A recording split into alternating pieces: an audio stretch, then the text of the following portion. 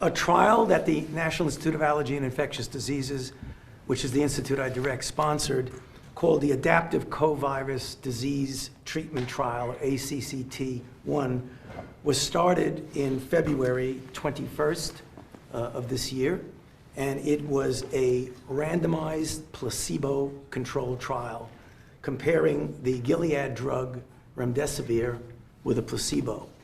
It was highly powered with about 1,090 plus individuals.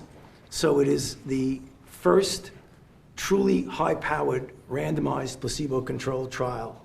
It was an international trial involving multiple sites, not only in the United States, but in various countries throughout the world, including Germany, Denmark, Spain, Greece, the UK, etc. The primary endpoint was the time to recovery, namely the ability to be discharged. When you have a study like this, we have a data and safety monitoring board which looks at the data.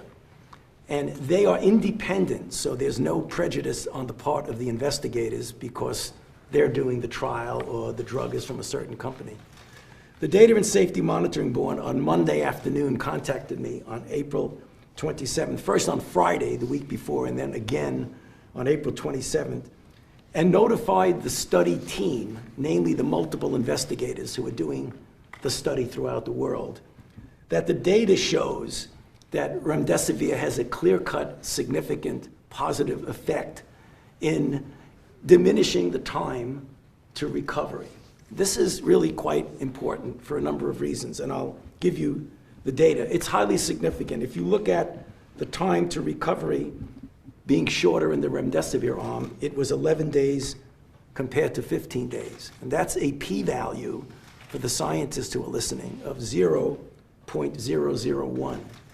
So that's something that, although a 31% improvement doesn't seem like a knockout 100%, it is a very important proof of concept, because what it is proven is that a drug can block this virus. And I'll give you an example in a moment of why we think, looking forward, this is very optimistic.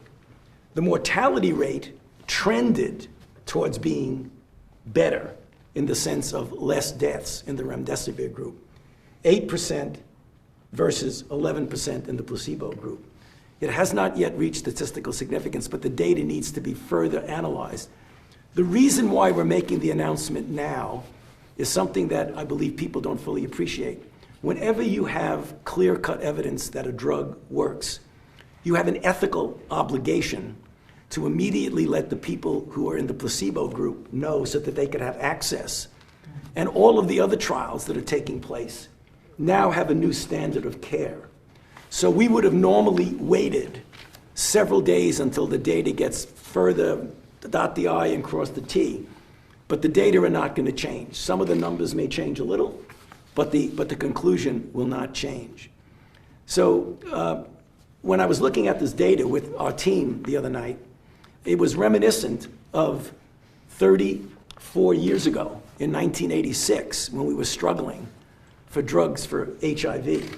And we had nothing. And there was a lot of anecdotal reports about things that maybe did work, maybe not. People were taking different kinds of drugs. And we did the first randomized placebo-controlled trial with AZT, which turned out to give an effect that was modest. But that was not the end game, because building on that every year after, we did better and better. We had better drugs of the same type, and we had drugs against different targets. This drug happens to be blocking an enzyme that the virus uses, and that's an RNA polymerase. But there are a lot of other enzymes that the virus uses that are now going to be targets for this. This will be the standard of care. And in fact, when we look at the other trials we're doing, we were going to do a trial with another antiviral. Actually, it isn't an antiviral, it's an anti-inflammatory, a monoclonal antibody. We're going to now compare the combination of Remdesivir with this. So as drugs come in, we're going to see if we could add on that. So bottom line, you're going to be hearing more details about this. This will be submitted to a peer-reviewed journal and will be peer-reviewed appropriately. But we think it's really opening the door to the fact that we now have the capability of treating, and I can guarantee you, as more people, more companies, more investigators get involved, it's going to get better and better. So I'll stop there, but